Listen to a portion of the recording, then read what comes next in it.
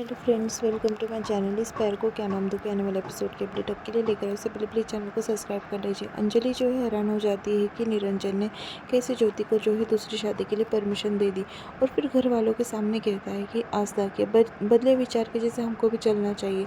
फिर बाद में वो काका जो है आस्था को कहते हैं कि जो इस घर में कभी नहीं वो आप आज हो रहा है, बेटे तेरे वजह से, थैंक यू से कह देते। निरंजन ऊपर काफ़ी गुस्से से जाता है और सोच लेता है। फिर बाद में वहाँ पर जो है अंजलि आ जाती है। अंजलि डर के मारे जो है दरवाज़ा बंद कर देती। फिर बाद में मुबारक कहता है उसे और कहता है कि आपके बेटी की खुशियाँ जो है वापस आ गई, आपके बेटी की खुशियाँ मिल रही है।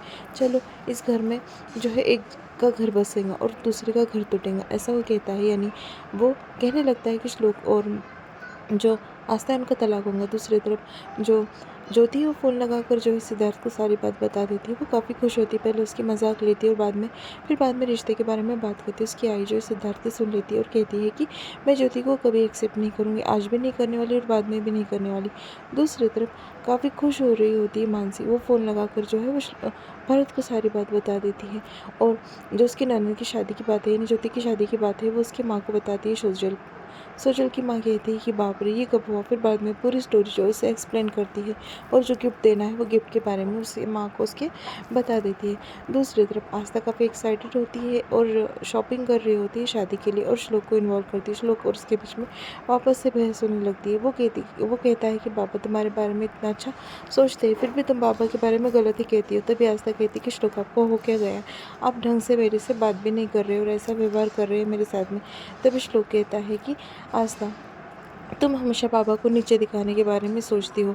फिर वो कहती कि ऐसा कुछ नहीं, मैंने तो शॉपिंग के बारे में बात की थी श्लोक आपसे बस, और फिर वहाँ से चले जाते हैं। दूसरी तरफ जो भरत है वो मिलने आ जाता है मानसी से। दोनों के बीच में बातचीत होने लगती है। फिर बाद में रिश्ते के बारे में बात होती है।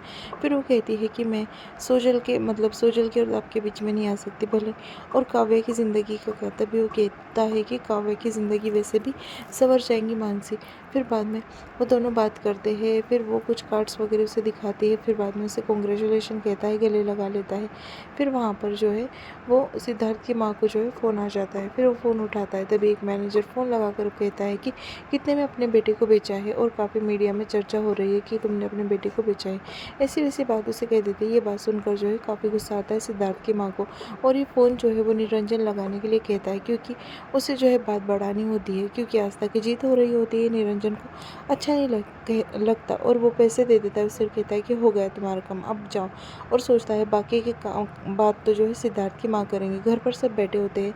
सिद्धार्थ की माँ जो है वहाँ पर आ जाती है, और फिर बाद में वापस डिवोर्स पेपर होते हैं वो आस्था के हाथ में देता है और कहता है कि शुभ काम की शुरुआत तुम करो, अब ज्योति के साइन तुम इसको से लो। फिर ज्योति को बुलाती है और ज्योति के साइन वगैरह ले लेती है और कहती है कि तुम्हारे आज़ादी के पेपर। उतने में सिद्धार्थ की माँ वहाँ पर आती है और तमाशा करती है। वो कहती है कि मीडिया वालों में गलत खबर फैला दी है कि मैंने अपने बेटे को बेचा है, और ऐसी लड़की यही मेरे बेटे के पीछे पड़ी है। फिर श्लोक को काफ़ी गुस्सा आता है। श्लोक शर्त रख देता है कि अगर उसे ज्योति की शादी करनी होगी तो घर जवाई बनकर यहाँ पर रहना होगा। ऐसी शर्त जो सिद्धार्थ के सामने रखता है यहाँ पर।